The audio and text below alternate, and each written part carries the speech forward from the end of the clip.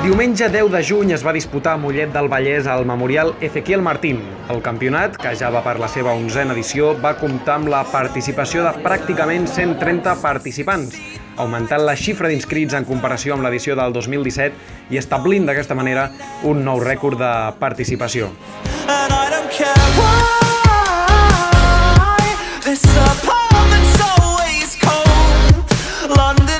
El torneig es va dur a terme al Mercat Vell, una sala de joc emblemàtica a la localitat vallesana i molt àmplia, capacitada per acollir moltíssims jugadors.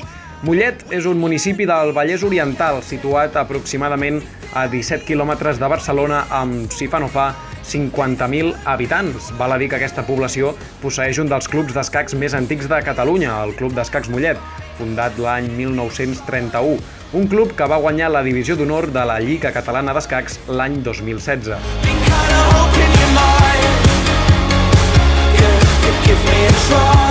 Al campionat hi van assistir un total de 7 grans mestres, 9 mestres internacionals i 15 mestres FIDE. En total, eren 44 els jugadors que posseïen títol, una dada que demostra que és un dels actius més durs del circuit català.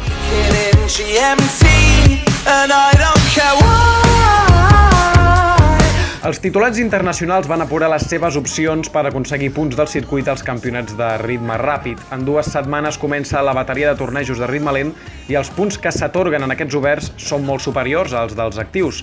La cursa per decidir qui serà el millor jugador del circuit català ja fa setmanes que està en marxa i en pocs dies arribarem al seu punt àlgid.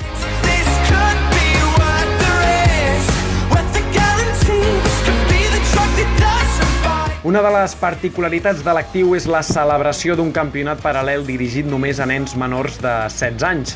Aquest campionat va assolir un total de 34 participants, als quals se sumen els quasi 130 de l'obert. Poder veure els més joves del panorama escaquístic català a escassos metres de desenes de titulats feia molt de goig. El més important, ja se sap, que tots gaudeixin practicant aquest esport esforçant-se al màxim.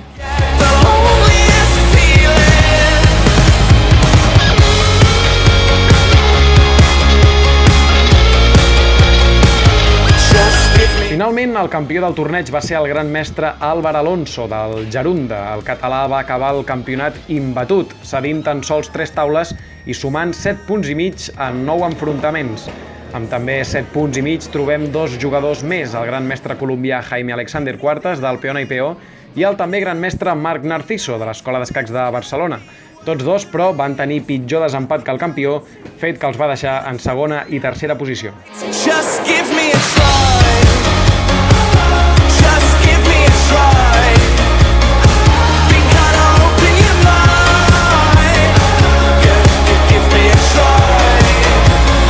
Les classificacions es mantenen respecte a l'obert de Santa Coloma de Queralt, on ja vam actualitzar els punts del Memorial Ezequiel Martín. Recordem que el gran mestre Álvar Alonso és l'actual líder del circuit, superant en el podi els grans mestres Jaime Santos i Sergei Fedorchuk.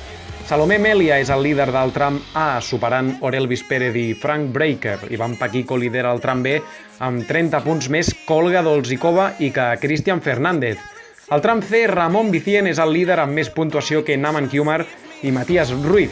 El primer classificat del tram D és Santiago Pérez Ruiz, el segon és Ricard Nadal i el tercer Jordi Amengual.